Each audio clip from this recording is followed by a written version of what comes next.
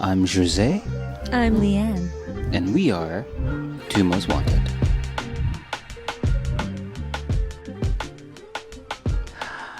Happy Pride! Hi, gay. We're back. We are Yay, back. gay. Yay, gay. Don't pray it away. Don't pray it away. Here, queer. We're totally over it, honestly, but we're going to keep talking about it. 1000%. We have to. Oh, We happy have to. Pride, boo. Happy Pride. Hi, gay. Hey, gay. Hi, gay. Hey, Are you gay part of guy. the LGBTQ Disney Plus Hulu bundle? Are you? Are you? Do you subscribe? Yeah. Do you subscribe? Do you like? Do you follow? Are you an ally? Mm-hmm. Are you listless? Are you restless? Do you poop out at parties? You're doing it wrong. I love when people still consider me an ally, like if they don't know, and they're just like, "Oh my God, you're such a great ally." I'm like, please stop. Really? That's hilarious. Please stop.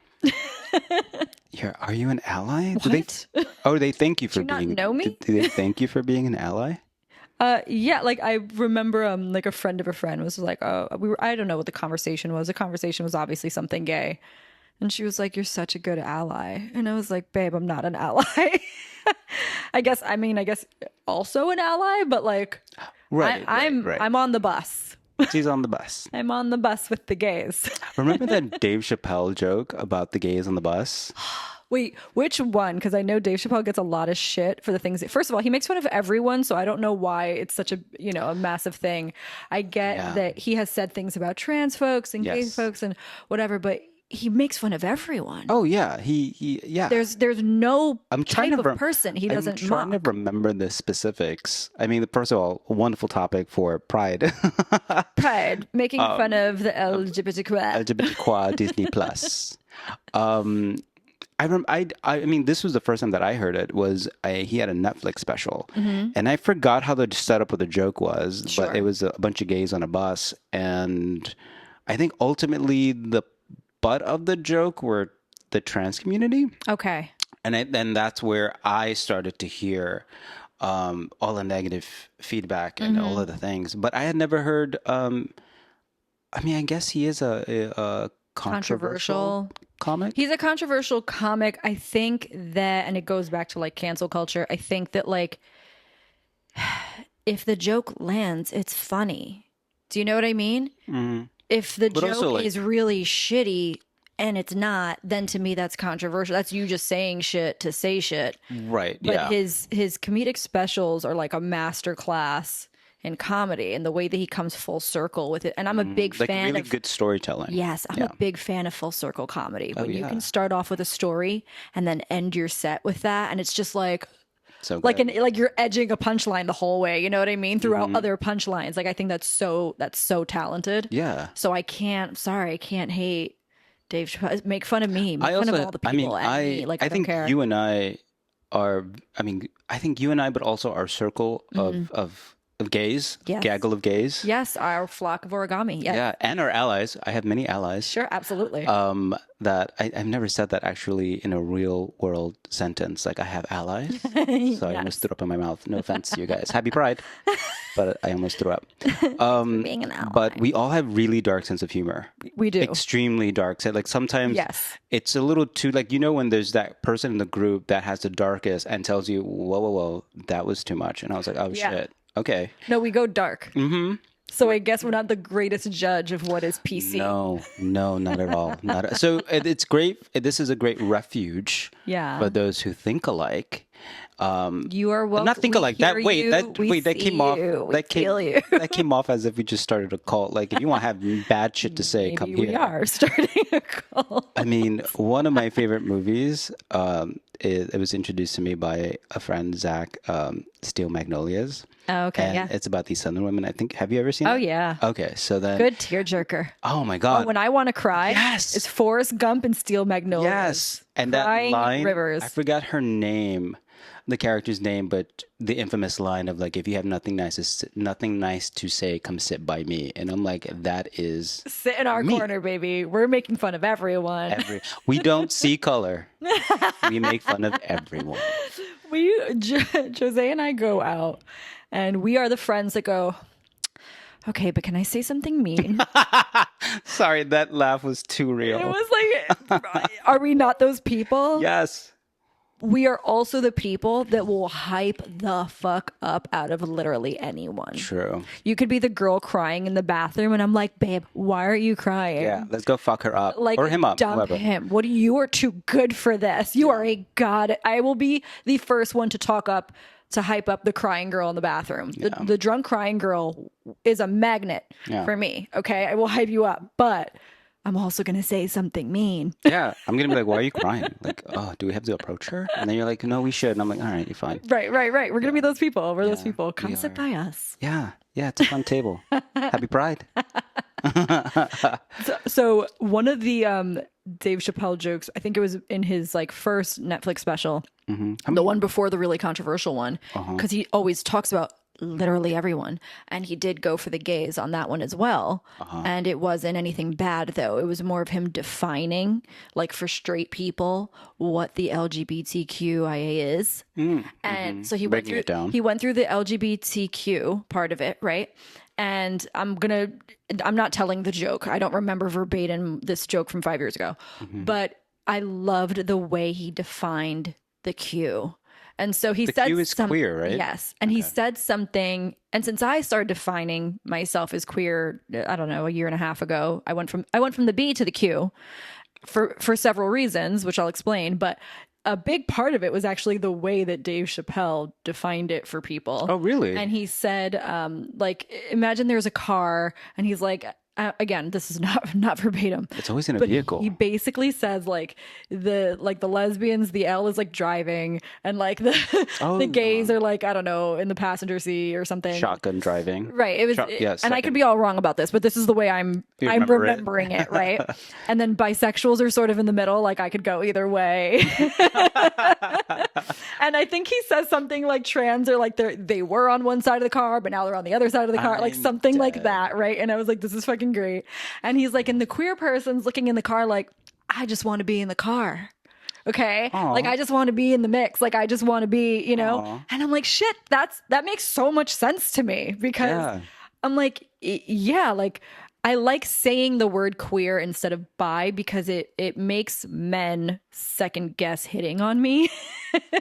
And I appreciate that, because I do tend to lean towards women. I want to date women mostly. And so I like that when I say queer, they're like, when I said bi, they're like, so you could have a threesome with a girl. Like, that's what a lot of straight men feel. I mean, even in my stupid man brain, when you said queer, weirdly enough, I had this pause of, what's the difference between if someone presented themselves as bi over queer?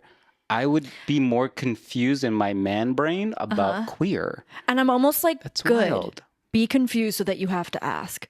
Yeah, I wanted to ask it, but like, wait, I know I'm these like, things. good, please ask, because then I can say to whatever man this is, like maybe it is a man that I'm interested in. Yeah. And I'm like, yes, I am queer. However, there are certain men that I am interested in. Or maybe a man asks me, you know, well, what do you mean queer? And I can be like, well, I date women. You know, I am attracted to men sometimes, but I'm dating women. You know, I get to sort of define in the moment. Ooh. And I love that for queer. I don't know how other people feel about it. I feel like queer is the more fluid, and you can define it the way you want to define it. I'm always confused by, well, not confused, not heavily confused, but I'm also a dumb man by the word queer, because it's not a word that I ever grew up hearing, other than I grew up watching old TV shows, 1950s, Same. 60s. So they would use the word queer to just define gay. Right. It was like an umbrella term. Right. So that's that's the basis of that word. An umbrella term. But now when someone says queer, I guess, does it mean it's subjective to the individual in that there's no clear definition of it? It's what you're... That's how I feel about it. It's sort of this umbrella term that you can say what, you know, what it is to you. Oh, my mug. And so... yeah, I prefer the Q more than the B. A lot of why I also prefer literally anything than the B is the bias it comes with. Like, I mean, the inner community hate towards the bi community. Happy Pride. We're happy Pride. Let's get into biphobia. We've been witnessing it in real time with celebrities who have gone from the L to the B or the L to the Q. And the hate that they've been getting in the community is so upsetting. And I've gotten it dating because I do tend to date lesbians, and some of them are like, oh, you entertain men, I want nothing to do with you. And I'm like, well, I want nothing to do with your insecurities, ma'am. Like, why is that, and so that rarely gets talked about, but shitting on the bi. So it's like, well, fuck, if I'm queer, then you have to have a conversation with me. If I say I'm queer, you have to ask me questions about it. And I love that. Yeah, I think like you said, it leads to that whole conversation as a whole. I'm sorry, if you hear background noise. The drilling. I'm getting drilled right now. I'm so sorry. Happy Pride. Happy Pride. We're getting drilled. Happy Pride. It's welcome to season 2. It's live, interactive. It's here. We're queer, and some of us are not used to it. No, there's construction happening in my building. So sorry. It's excessive. It's excessive as fuck. I've been through so much already this month just of my maintenance of my apartment. Poor baby.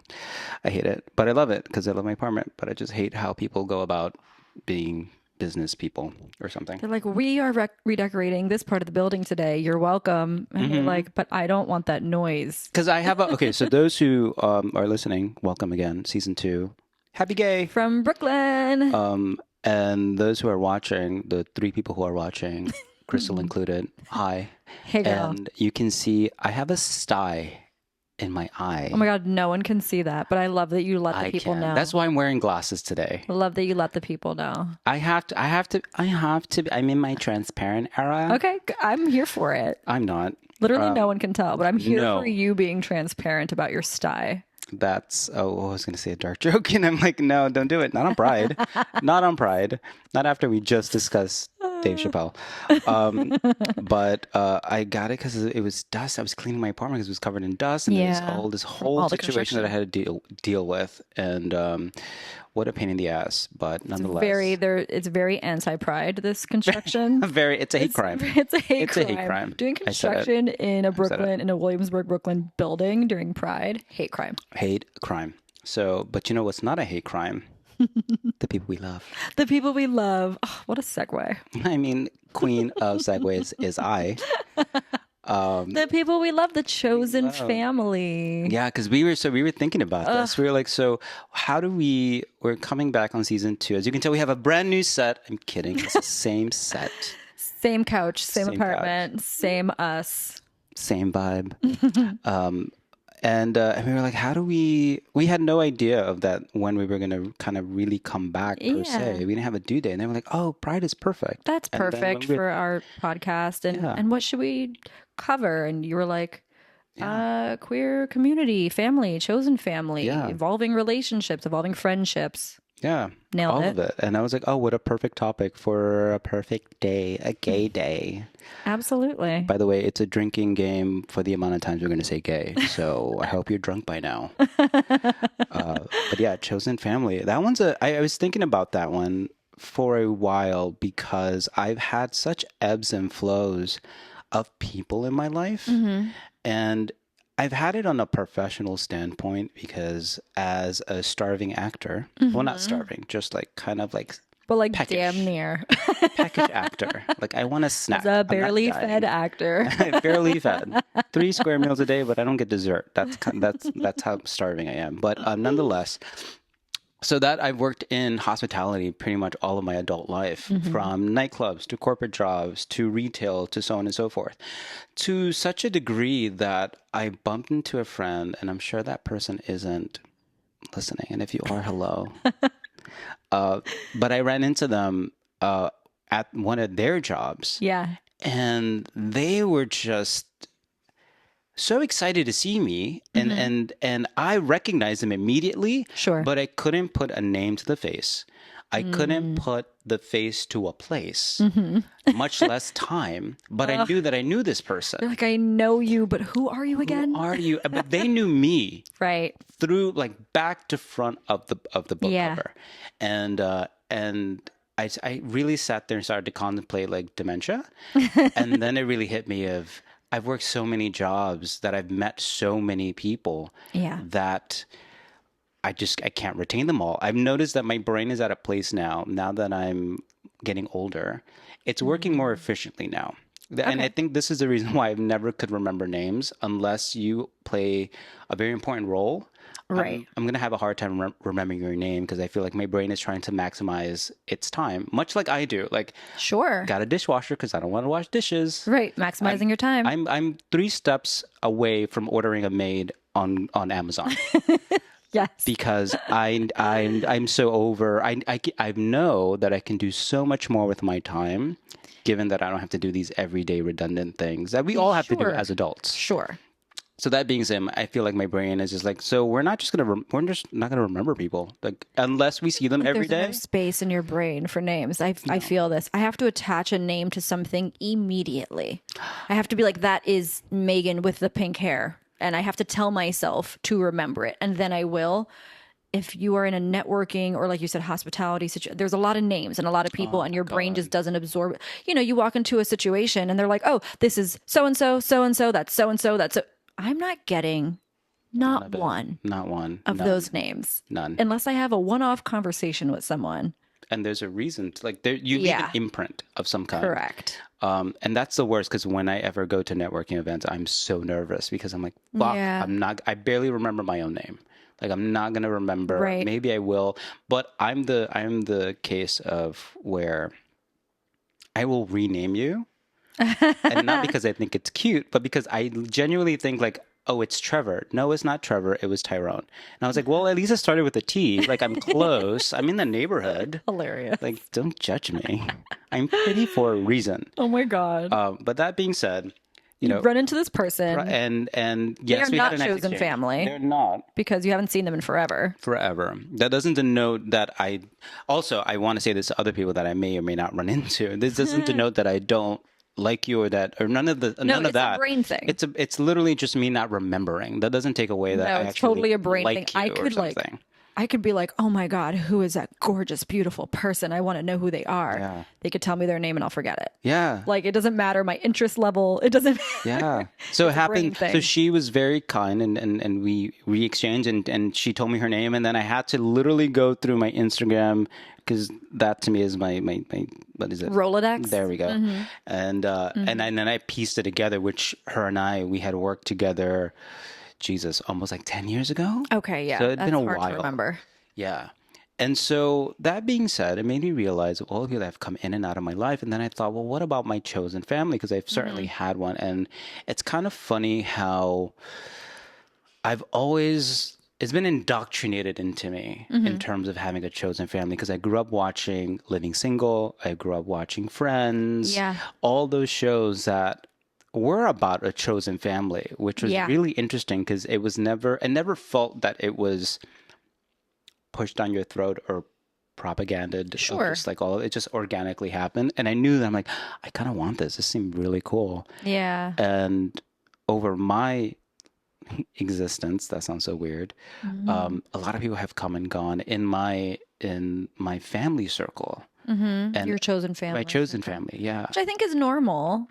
I'm starting to I'm not believe. I'm starting to understand that it is normal. Before Yeah. it really hurt. Yeah. Right? Yeah, I get that. I've had that pain. It's you evolve in different directions. And what I've learned the most is that some people evolve back or you evolve back to some people and then you realize that gap in time was necessary. Oh, 100%. I mean, Yeah. I have And that doesn't make them not family. no. I think the key word that you said was that space was needed. Yeah. And I still have that thought process for friends that I'm not close to right now in this instance. Right. And there are plenty of those that, not plenty like that, but like there are a handful of Sure. friends that were in my life that played a very significant role. And they still do because obviously I've learned from them and I've grown from our first relationship. Right. So that I cherish that. But right now, we're not as close as we used to be. We're not as communicative as we were. Yeah. And yet, I still have that it's not a hope thing because for me to hope is it's almost feels as if that hope was gone at some point and it Right. wasn't. It was just more of all right, kind of having a mature outlook to it is that all right, we're just not close as we used to, and that's okay. That doesn't mean that I have any less love for this person. Yeah. And just know that if we were to come back together, then that's great. And if it doesn't happen that way, I still have these cherished moments that I had Oh, with them. absolutely. Right. One thing I noticed with chosen family, when you drift apart, you end up, when you do come back together, at least this has been my experience, you pick up right where you left off. To me, that's a hallmark of a really great relationship. Yeah. Like I've had friends that necessarily weren't chosen family per se, that we never got to that place of getting that close or intimate. But to me, it always felt really great when you haven't seen this person in a while, you reunite, whether it's at a restaurant, at a bar, or someplace, and you pick up exactly where you left off. To me, that feels like there's something kismet about that. That's rare. Yeah. And when it does happen, try to hold on to that person or try to open yourself a little more to that person because clearly there's some basis that's really special Yep. and explore that. Oh my gosh. I just recently had that exact, I mean, you worded it perfectly. I had this exact experience with our mutual friend who put us together to begin with. Shout her out, Sabrina. Yeah. She recently became a fan of our pod. She's been listening to all the episodes. She loves them. Yay. One more to add to I the know. list. Now we have 4 listeners. Round. So it's crazy because she had, I don't know, maybe I'm going to just throw out a number because I also have no concept of time. Yay, I'm rubbing off on you. Yeah, let's say like 5 to 10 years ago, right? Probably like closer to 10 years ago or so. I would say, you know, she had a lot of life happen at once. I had a lot of life happen at once. We both had these weird parallels in our lives where we could be going through the same things, even though we're not directly around each other.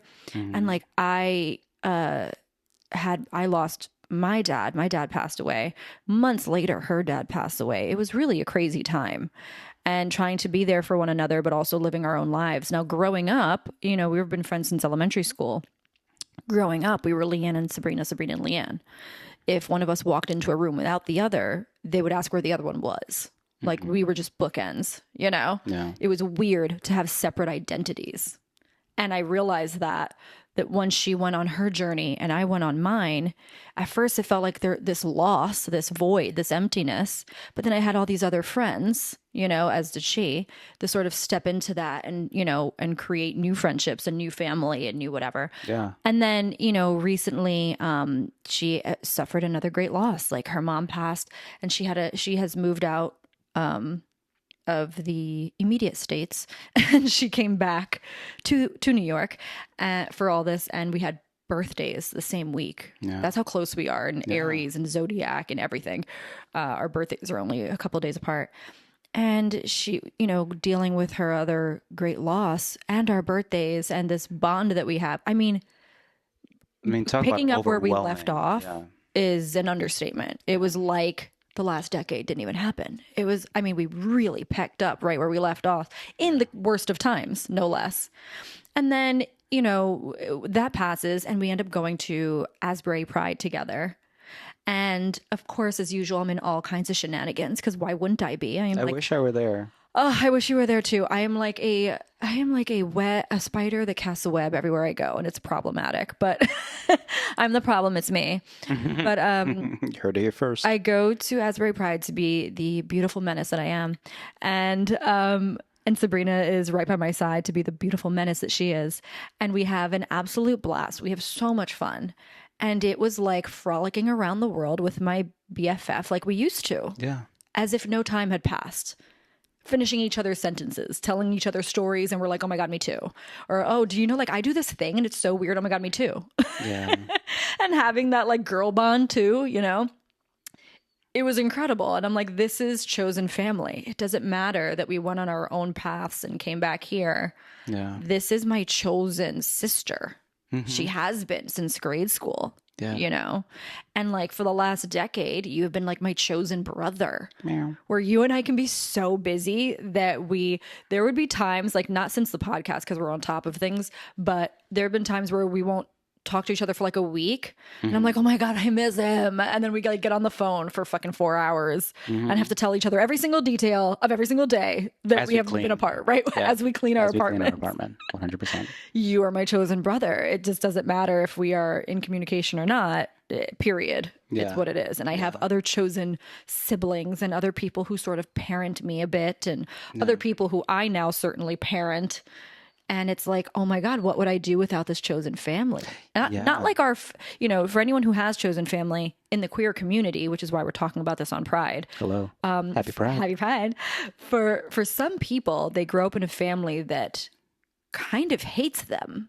Essentially, they come out of the closet or they are who they are. They're not accepted in their own family They and get they ostracized. survive on chosen family. They wouldn't have family otherwise. For some people, they would not have a roof over their head without chosen family. That's why it's so important. You and I are privileged in the sense that we provide our own roofs over our head, Right. and we have family that is generally cool. And in my relationship with my mom and my queerness has been tricky, but I've had chosen family to support that.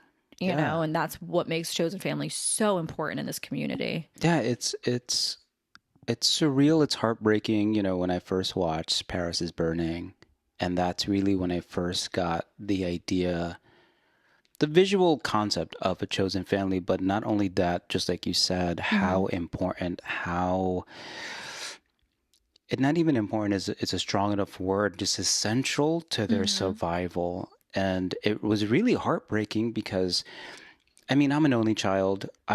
Yes, my family is accepting. Yes, it's accepting to a degree. I mean, I've yet to bring someone home per se for them to meet. So for them, it's still. I like to think they still think of it as a concept. Like, yeah, he's still gay Yeah. conceptually, but I have yet to have him bring somebody to meet. That makes it that much more real, that more visceral, Right. right? So theoretically, I'm like, yeah, I think they're okay with it. We'll find out once I bring someone home one day. Yeah. But besides that, I've been very fortunate in a lot of ways to be supported. And so having a chosen family was more for my own growth, not as a gay man, but as just a person, a human being. Yeah. Because I needed that, right? Also, as an only child, you and I are both only children. Yeah. So if we don't have chosen siblings, it's just us. It's just us. And we are already overly toxically independent, some might think. I think so. I'm starting to realize how toxically independent I can be. And, for example, like I just recently started to understand how to ask for help, Yeah. especially from my friends, my chosen family. And that for me, it was a foreign idea. I was never taught hard. to ask for help. Me neither. Everything. And being a kid with, I was going to say special needs, not like that. I was very sheltered because of my skin disorder, because of my eczema, right? Right. And so my mom was like, don't go outside, you can't sunbathe. Like I was very overly sheltered, literally and figuratively. Yeah, because you didn't want like your literal skin to be peeling off. Yeah. So that being said, I wasn't allowed to do a lot of things. So I was very catered to as a kid, as a child, as a young adult. So that even added more to the notion of not being able to ask for help. Right. So I had to go through a lot of things on my own terms, independently, to be broken down to then ask for help and understanding how that works. So it's interesting that that's kind of the life lessons I'm still learning, of course. It's always an ever progressive learning moment to have a chosen family, but that's what I've learned from them, that it's okay to ask for help. It's okay. I've struggled with that. It's rough. It is rough. And for me, it's also verbal help. Like I need advice or it's not I don't think I've ever reached out for somebody like financially. Yeah. I think maybe once. And oh wait, no, you. Okay. You're the first person I've ever asked. Yeah. But I'm talking about like emotional support, emotional help. Yeah. And that too is a survival, because as only children, we are, I was going to say manufactured. We're not manufactured. We're we're wired. There we go. Mm. We're wired to be independent, not out of choice, but out of survival. Out of Because if survival, it's a there's no one necessity. else, Yeah. then there's no one else who's going to do it for you. Correct. There's no one to lean on. And I Yeah. know some siblings don't get along, so they feel like only children as well. Yeah. But in our case, it's not even a sibling to not get along with. It's just there is no one else. There And is when no it comes to answer. my, parents, or now my parent, my mom, it's just like, oh, she's a senior now, like she's 73. And Girl. so now it's not just like, well, I'm on my own, I have to take care of myself. I also have to help her as well. And there's no Yeah. sibling to be like, hey, we need to take care of Ma. Hmm. Like, no, it's just me. Yeah, I'm going through the same thing. Mm-hmm. My mom is 78. My dad is 73 or somewhere Mm-hmm. around there. And I think I mentioned this somewhere on the past of just like finally realizing my parents are senior citizens. But Mm-hmm. besides that, it's exactly entirely true what you're saying. It's like now I'm at a place where I'm starting to feel fully comfortable and capable of taking care of myself as an adult. Yeah. But now I have these two kids that I have to take care of, also known as my parents. Right, And right. I'm a single parent. That's what it Exactly. feels That's what it like. feels like. If I feel like a single A single parent. parent. And And this is why we don't have kids. no, and for me, like because you don't want kids, I Mm-hmm. eventually do. This is great practice, Mm-hmm. but this is why I'm 3 steps away from ordering a maid on Amazon. Because that's why I have a dishwasher. I don't want to. I don't want to dish. I don't want to clean. I don't want to cook. I was talking to Crystal about because Mm. she's done the whole food package thing. Yeah, I've done that too. So she was I telling me did Hot about it. Chef. Hmm. She's done all of them, and Yeah. she's telling me which was good, which is bad, blah, blah, blah. And I'm like, maybe because I just don't. I don't want to do anything anymore. I I have so know. little Oh, I time know. to do the everyday thing, and that kind of piggies back into my parents, right? Yeah. And realizing this kind of sucks as an only child Yeah. because, like you said, you don't have the support. A lot of my friends, I think two of them have siblings. I think so. But Hmm. the point is that they have those conversations of like, so mom What should needs we this, do we when? being the We. operative word, right? Correct. And that's not something that's afforded to us. And so, granted, I don't think I've ever asked any of my family, my chosen family. I don't think I call them friends. Right, right. I don't. Friends, yeah. But I've never asked them to do anything like that. Like Right. family, have you? Ask my friends to do. Like I don't know, something that would a sibling would ask of another sibling to do. Does that make sense? Um, I guess. I mean, the time that I learned to ask for help in general was when I had to move during COVID. I was in Mm-hmm. a bad living situation I and I needed to remember. move. And I reached out to certain people, obviously, including you, No. because it was a scary time. We didn't know how people were getting COVID. People didn't want to be around other people, let alone let them into their house. No. And I was like, I need to go somewhere. Like immediately, where can I go? And Yeah. I learned a hard lesson because people who I thought were sort of in the chosen family group, I found out were not Mm-hmm. because of the Mm-hmm. way they turned Mm-hmm. me away because of COVID so Yeah. quickly was painful. And because I would have never done that to them. It was I eye opening. and that's a transition queen. The that's the part that's always fascinating to me because that's the part that catch me kind of blindsides me a little bit Hmm. of you have this person in your life and they play such a significant role and then something happens and it changes on a dime Yeah. and for me it's always been well now what and Hmm. for example I Hmm. had this person oh my God, I can't with this construction work, I'm so sorry. We um apologize for the I'm construction so sorry. sounds You probably behind don't even us. hear it. It probably sounds like a little fart, and certainly it's me. It's probably nothing to them. It's not. But I had someone that was very close to me, and this person was dealing with a lot at the time. Yeah. They had a lot on their plate emotionally, and I would say that this person was still growing to be emotionally open and emotionally aware of Right. their own sentiments and emotions, Hmm. and And I was in a place where I had no idea what was boiling underneath the surface. Mm. So when that person broke, or snapped rather, at me, I Yeah. equally snapped. Sure. And that was one of the moments where I learned so much about myself of again what was underneath that surface and what caused that explosion and how Yeah. dangerous I was to myself in that at that moment. Yeah.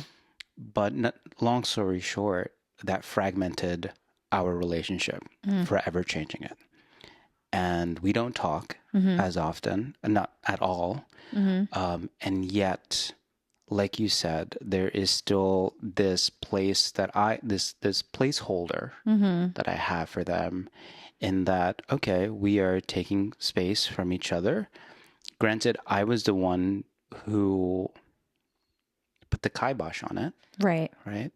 But that's also, I learned that that was a defense mechanism that I've had. And I Mm-hmm. had to work through that Yeah. over several other relationship, other close chosen family members that I Yeah. had to go through that same instance with for me to understand Like you should stop burning the bridge. exactly, because I Yeah. will torch that Mm-hmm. bridge. I do. I'm guilty of doing the same, and I've had to learn forgiveness. Yeah. And not just only forgiveness, at least for me, not just only forgiveness, but also don't go crazy. Like No, don't crash the fuck out. yeah, like I would go You have to from evolve to that. Yeah. 0 to 100, Yeah. like in a snap of a Mm-hmm. finger. And when you're in that moment, you're like, you have this mentality of like, because you're wrong and you're not seeing how they feel like you're wrong. Yeah. And at some point, you have to evolve and go, shit, was I wrong? You know what I mean? Like, yeah, I had a problem with the fact that they did or said this, but I also did and said that. Could we both have been fucking wrong? Right. You know? And then that bridge Exactly. did not need to be burned. It No. needed to be a conversation. It does. Yeah. And I had to learn, oh my God, through at least two more relationships, friendships, of course, of the chosen family, Right. to get to a place where I needed to do the internal work and realize exactly what you just described. Yeah. If And you're losing friends left and right, you got to be like, am I the problem? Am I the villain? yeah. And in my case, it wasn't even like losing them. It was more like realizing how damaged I was and broken, not even damaged, just broken, and not being self aware enough to realize that. So that because two broken people just set the place ablaze. Yeah. You're And not that's fixing each other by any means. and that's what happened consecutively, at least for me. It was Yeah. two members of the family that were like Right. that. And so for this particular person, I hold space. To for whatever happens, right? Right. I'm open to whatever evolves from this. But it's a very interesting kind of tailing back to what you said. When they are no longer a part of it, now what? There's almost a void Yeah. that doesn't necessarily have to be filled, but nonetheless there is a void, Right. and that's always impactful, right? Because they're like family. Yeah. Yeah. And once, at least for me, once I've selected them as family, your family. Yeah. When you hear your Your family, family. have all the breadsticks you want.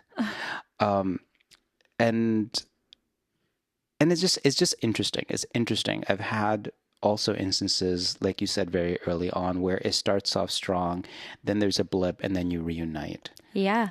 I've certainly had that. Like Crystal is a perfect example, where her and we met working together. We got close, and then there was a blip of time where we weren't anymore, and then we reunited somehow. I don't remember exactly. Yeah. Life is just lifing, and you go on those right. those journeys. And now her and I are very close, and we've done a lot of work together. I'd like to think, Oh, to yeah. say, in order to get to where we are. But I love where we're going, Sure. right? Which is Sure. the really satisfying, gratifying, if anything, Absolutely. aspect of it. And the same thing with you. You and I are also a perfect example of this. We were never necessarily super close when Sabrina brought us together. Yeah, we met in like a group setting environment and nightlife. Yeah. It was like you were my, my best friend's friend, Yeah. and who knew what would come from that at some point years later. I would have Years later. never guessed it, to be completely honest. No. And then life lifed, and it And took then us. we had dinner at cafeteria one night. Yeah. And I remember because we have a selfie from it. We were in that downstairs room. You had that orange. It was like a halter. No, it wasn't a Yes, halter top, it was like a spaghetti lace. string. Yes, yellow top. My hair was very short. I love that photo. We're gonna have to like bring it up and post Oh, it. yeah. But it was like we were just chatting. I don't know, probably on Instagram or Facebook or I'm something. sure. And it was just like, hey, we should hang out. And we did. And something about that dinner that we had with all of our laughing and all of our catching up, I just felt like this is supposed to be a thing. I just had this feeling we're supposed to be friends, you know? Yeah. And then we just started to keep in touch more. And even then, like I was working in Westchester mainly at that time. You're still bartending, I I think. was bartending. Yeah. Yeah. I was mainly working in Westchester. And so we weren't, it's not like we would hang out all the time, No. but we would just touch base here and there. And it felt like at some point, like this should be nurtured for whatever reason. The universe just like pushed us together. Yeah, and I felt the same way. It never felt forced. I never No. felt like I needed to make an effort. It felt effortless. Yeah. And excuse me. And that's how those friendships come up. That's how Yeah. that chosen family happens. Like, yeah, I love So that. I'm always wondering, like, I'm at a place now where I look now at my present little family, and interesting enough, you said this at some point where you have somebody who essentially is like an older sibling to you, and I'm like, I don't have that yet. I don't have.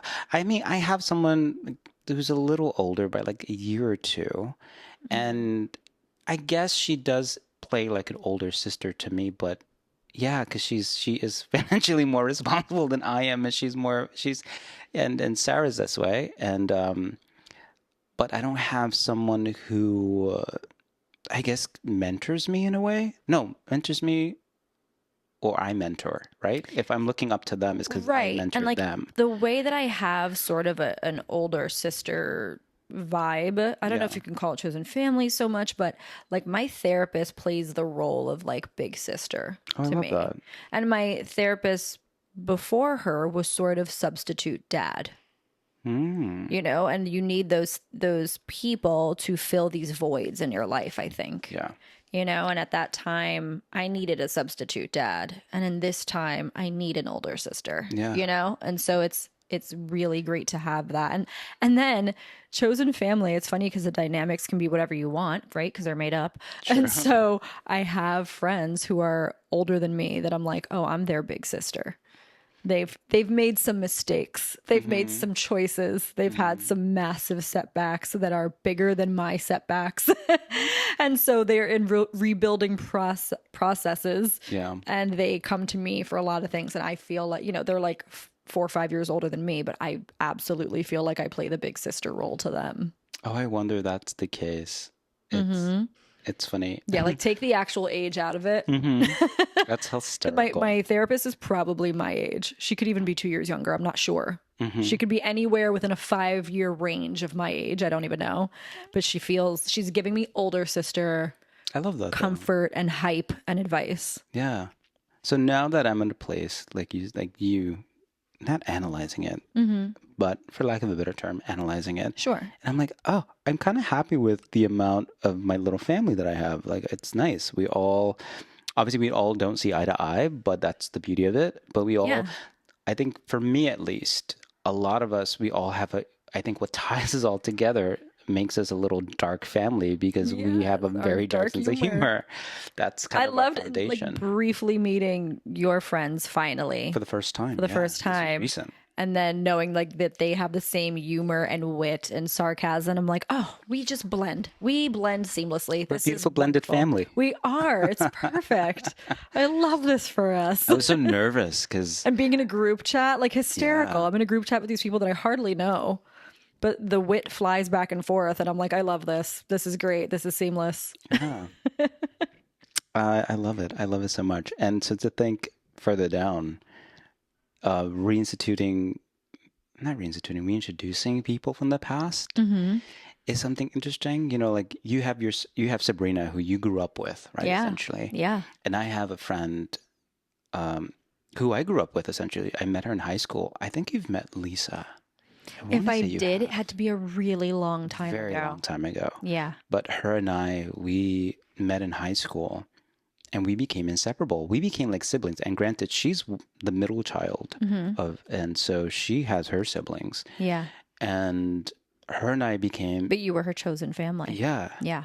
and it was really interesting, her story. I mean, I'm not telling her story like that, but Mm-hmm. when we were in high school, she was straight, and then she became a lesbian. And it was Mm-hmm. surprising to me, which was odd because I'm a homo and I should know these things. I should be okay with these Well, things. she figured out she was a lesbian, and then it was Yeah. like, oh, okay, we're all figuring out you're a lesbian. Here we Yeah. go. And so her and I, we were very close. We lived together.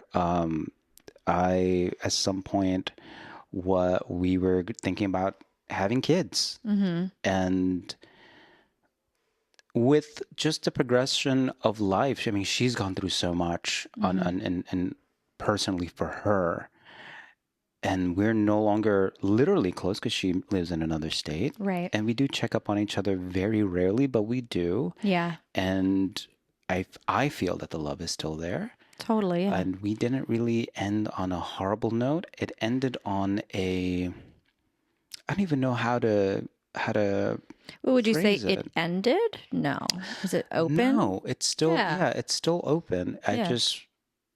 It's so interesting to still go through life, of course, but kind of go through big monumental moments in my own life and Mm-hmm. not have her there Right. when she played such an important part growing up. Like she's such Yeah. a part of my foundation as Sure. a person. And so like ideas, like I'm sure she's met you, but not really met you, Right. right? She doesn't know any of my friends that, you Mm-hmm. know, That you Crystal have and now. everyone else that I Yeah. have now. And that's always an odd disconnect. Mm-hmm. And I always, It gets to the point where you're like, you miss so much. right. I don't know how to catch you up. And that, but also how much I've missed in her life, Yeah, both right? ways. Like she has two kids now. And, you know, I think I've already talked about this, that essentially the idea was that we were going to have kids. And I Right. kind of declined that because of my personal stance Right. and having kids and all of that. And so I feel like that certainly put a blunder in our relationship for Mm. sure, and understandably so. Sure. But nonetheless, to see her and her kids who are adults now, well, one of them is an adult now, is mind bending of just how much I've missed of her life not being Mm-hmm. there. And equally the same way. Um, it's interesting, but yet I still have it in my mind that at some point we will see each other again. Yeah. And that bond, because we're chosen to each other, she would Yeah. say the same, is forever. It feels that way. She is forever my sister. Right.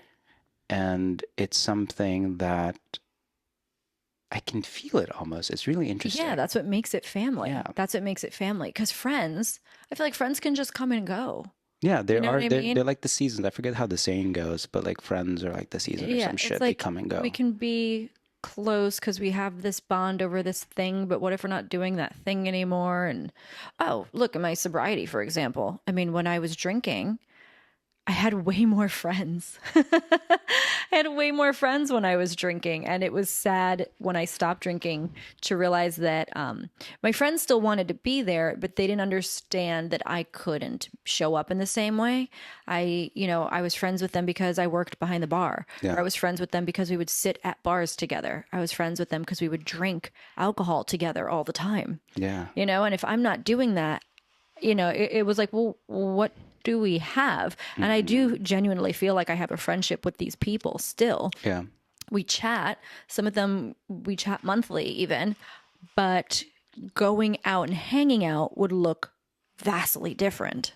So I felt like I had 100 friends when I was drinking that dwindled down to like maybe 2 or 3, that I still keep in contact with because we just don't have the same things in common. And I've certainly yeah. have that experience. Like I'm living through that experience right now where there we were a group and we did hang out, we drank and partied and all other things. And much like life, everyone evolves. Yeah. They grow out of it in a Sure. way. Some do, some don't. Some and everyone's on their different path, of course. And for me, it drastically changed. Of course, there was for this particular group, there was a bigger than life instance that happened that really changed the dynamics of this group. Yeah. But nonetheless, it's interesting to navigate because I it's interesting because the person in question was part of their chosen family. Mm, I was the friend of this person. right. And so I always had this outsider perspective to this To their dynamic, family. to their family. Mm-hmm. Exactly. You were a friend of the family. Exactly. I was a family friend, y'all.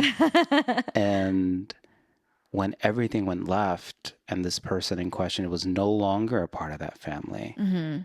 I thought, like, well, where do I stand in this? Yeah. Because now I've gotten to know them and I understand that they all have a family dynamic. Yeah. And almost in a way, I don't want to disrupt that. Right. Even though they still, I don't know if they still consider me like family like that, but they certainly consider me a friend, Yeah. right? Absolutely. I'm invited to the cookout, You you are. know? You are. And yet it's so interesting because now when that happened, when this person was removed and I was still a part of it, I was forced to really see these people for who they are. Because Mm-hmm. before I had an attachment to who they were Right. because of this person. So I had to individually go through person by person and see Are we friends? Yeah. exactly. Yeah. Uh-huh. And bottom line is that yes, we are all friends, but to what extent? Like you were saying with friends Mm. that you used to drink with. Right. And there are certain people where we drank together. Yeah. That was it. But I don't drink like that anymore. That lifestyle is gone. So what do we have? And in some cases, there wasn't much. And it felt bad because I didn't want it to be just that. I didn't want Yeah. the reality to be true, that this was Mm-hmm. our reality. Yeah. And in some cases, there are certain people still from that group that I got close to and would still love to get close to and really get Mm-hmm. to know them and see what blossoms from it. Right. And yet there's this weird sentiment that I have. Like, I don't want to, I feel like I'm disrupting your family dynamic. Like, I'm just a weird, like almost like a Yeah. stray cat trying to find its way into Right, this right. And litter. you're like, I don't need your family, but I also like we're cool. Like we're friends. Right. We should Yeah. continue being friends. Like, Yeah. yeah. Yeah. And figuring out like where do we stand? Can Yeah. we be family like? Are we just friends? Yeah. So Yeah. it's interesting to go How through we all that. evolve. Yeah. It's really interesting. It's really interesting. Um, and again, it just feels like such an essential part of my life to have them in my life, Yeah. which is really important, especially as I get older, Yeah. because We want to make sure we have our little pack, yeah, to kind of grow old with. yeah, pretty much like Yeah. it's and especially in these times that the world is on fire. Yeah, who can you call and vent to and lean on and cry with and bullshit with and have dark Yeah. humor with? You need those core individuals. I know working in my industry in modeling and nude modeling and fetish and kink, I need to have pretty much a sex worker family. It's I need to have those people because I can hit up my friends with normal jobs. They're not going to understand the same stressors and the same Yeah. chaos that we deal with. It's like most of my friends can go to work without shaving.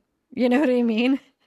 And for me, it's like, oh crap, I need to make sure I do an everything shower and I need to make sure I have time because this needs to be shaved or it doesn't need to be shaved or like the really peculiar things. I mean, I went to this massive photo shoot event, shout out to Mega Glam, in PA. And I just literally met this model who I've been trying to meet for the last 2 years. Our schedules never match up. We never get to be at the same workshop at the same time. We always just miss each other. And she's been in the industry a long time, like myself. We're similar in age. And we joke we're like two legends that never get to meet. It's a whole Yes, thing. I saw this story. Yes. We finally get, and she also just had a baby, so she's been out for a little while. We finally get to meet. And then next thing you know, she's bent all the way over, butt naked, and she goes, "Can you see my string?" And I bend all the way over to look closely at her vagina, and I go, "Nope, you're good." And that is normal in my industry. That was a normal model I problem. do that at Whole Foods. And right? 100%. You don't do that when you're like, waitering at your job. You don't ask people to Guilty. bend over and look and see if you have a string coming Yeah. out of your ass. Like, this is what we do. And this is someone I met minutes ago, and this is normal. Yeah. in our job, you know? So I need to have a sex worker family to be able to Yeah. have a sex worker conversation with Yeah. and reference people with. It's great when someone wants a Dom session and they send me references and I'm like, oh, these are my friends. I can text them. Hey, so and so cool. They're like, yeah, he's great. I'm like, Yeah. perfect. Done. I'm done referencing that person. Easier job, you know? Like it's so funny how I have to have those different family pockets Yeah. and the roles that we play. Like I'm mother to a lot of the community because I'm an OG model, you know? And then in fetish world, I'm a little bit, especially the Dom world, I'm newer. So I'm more like baby, you know, and playing those different roles in the Mega Glam event, you know, I'm a model liaison. So if a model has a problem with Model a liaison. liaison, Put that on a plaque. you know, put that Wow. somewhere. And if I put that sure somewhere juicy, And and record it. yes, Sell it. if a model has a problem with a photographer Mm-hmm. and they're not comfortable telling the guy in charge, they would come to me Oh, smart. and I would handle it because I'm comfortable Should with get that. 10%. You know, Just saying. I'm comfortable with that type of communication. Right, I'm yeah. comfortable with confrontation. I can handle it if they can't. And it's important to have that at, you know, I'm actually a, Especially in that space. right. Yeah. I am a certified consent person. I went to I took a course, I did it, I paid the thing, I got the paper. So I learned a lot but too. I learned a lot about like predatory tactics that photographers or producers or directors, whoever can use. And so I tried to teach the younger models these things when they go to these events, they can handle them themselves better. Yeah. And so, yeah, we have that family dynamic. I am a mother in that Yeah. community, you know, and I love that I can do that and give that back. So it's once again that family dynamic is so Speaking important. of one family dynamic that was kind of running through my head as you were talking. What? Not that I wasn't paying attention. I was multitasking. I'm not rude.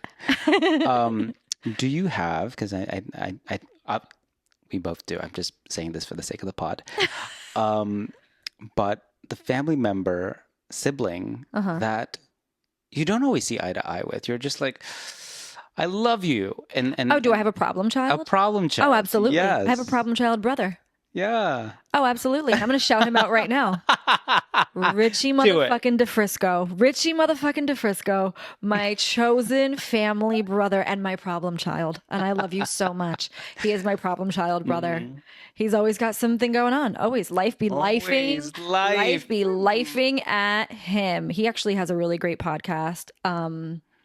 He's going to kill me for not remembering the name of it. So we're going to have to link it. Little victories. Little victory. Oh. Little victories. Little victories. It's a great podcast because it's pretty much about like the struggles that you go through to be your best self, the struggles you're going through to evolve, all these things. Little victories. That makes Exactly. sense. Yeah. And he's a little shit and Loving kind words. bane of my existence, and I love him so much. And him and I can fully fight and not speak for like a year and then pick up where we left off because for better for worse, he's my brother. Yeah. And that's the difference between a friend and chosen family. Yes, I have one too. I will not shout this person out because I just don't want to. Friend. I do have a problem child. They're not a problem child. It's just life be lifing. Life be lifing at him. Why did you have to shout it out like that? It could be they. Life be lifing. Life They, be whatever. lifing. It's because I'm talking about Richie in my head. Life be lifing Well, I already at added them. it. We're already at the Life be lifing at them. And so, when you have that family dynamic, you have to be the advice giver. You have to be the therapist. You have to, and you're doing your best. Yeah. And you're hoping for the best for them. Yeah, for sure. Yeah. And it's interesting because like you said it's very understated. You know, it's the difference between a chosen brother and a friend. When life is lifing and they're your friend, you're like, okay, like I'm sorry. Yeah. But you know, I don't always have the capacity for this and I have things to do. And when it's your family, it's different. you're like, I'm going to find the capacity for this as best as I can. And also your family understands your boundaries. And when you don't have the capacity for it, for sure, they understand that. That's the difference. That's a huge difference. Yeah. And so the only reason why I brought that up is because I'm sure someone of our 4 listeners probably has something like that and they don't know what to do with that. Because I know I have been where I'm just like, so what does this mean? Because going back to my knee-jerk reaction of blowing up the bridge, I was like, so do I just cut this person off? And I was like, well, no. Yeah. Sometimes, like you said, you You have can to take a sit break. back. Yeah. Yeah. You have to sit back and look at the bigger picture. In a lot of instances, I'm going to say in some, but in a lot, if not, and for me at least every instance of my life, I really have to sit back and look at the bigger picture here of like, what are we staring at? What are we mad at? What are we analyzing? And how What do I have bad the is it? capacity Yeah, for? How can I help this or not help this? Step away sure. from it, get into it. yeah, You analyze when it's family. yeah. And then I realized, oh no, this is just life for them, life for us. They understand my boundaries. That's really important. Sure.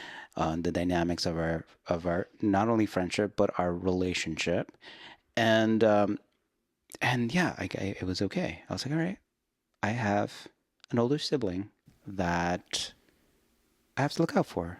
Okay, cool. And Yeah. I was like, all right, cool. We all have one. And it's also someone that like you can also go to and also vent to and Oh, for also sure. but you just know that life is kicking them in the ass a little bit more. And Mm-hmm. so sometimes you have to be the one that listens a little bit more. Yeah, Yeah. yeah.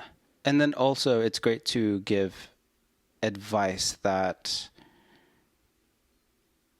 adheres. Yeah. Like it feels like, oh, okay, I have something to contribute to this. It's not just I'm a listening post, but also, oh, they also listen Yeah. to advice. It They're goes open both to ways, it. Yeah. right. So that's also a nice green flag, I guess. Totally. That this is a good relationship. Yeah. Not everything is easy or not easy. I don't know if that's the word, but you know what I mean. It's Yeah. that. But yeah, chosen families, how important they are. Oh, And how so they important. come in and out of your life, people in Yeah. general. In my case, it literally, and then I forget. But please have And they- patience with me. They make Please. us evolve. They do. We love that. They do, and we're so open to that. And so important for the community. Happy Pride. Happy Pride. Happy Pride. I think we can't say that enough in this day and I age. know. Welcome back, season 2. We're going to get into it. It's a lot more to get into. Thank you for sticking around for this long. This long ass episode. Brought to you by the letter LGBTQ. Disney Plus. Hulu package. The bundle that you didn't know you subscribed to. You're welcome. Yeah. How do we end this? Goodbye. Thank you for watching. We put out new visual episodes every Friday right here on YouTube. And if you want to listen a week earlier, tune in every Tuesday on Spotify under 2 Most Wanted. And remember, like, comment, and subscribe. Or just watch one of our older videos. I suggest the one about kink because why not? It's Friday. It's your weekend. Do you? Yes, do it. Do it now.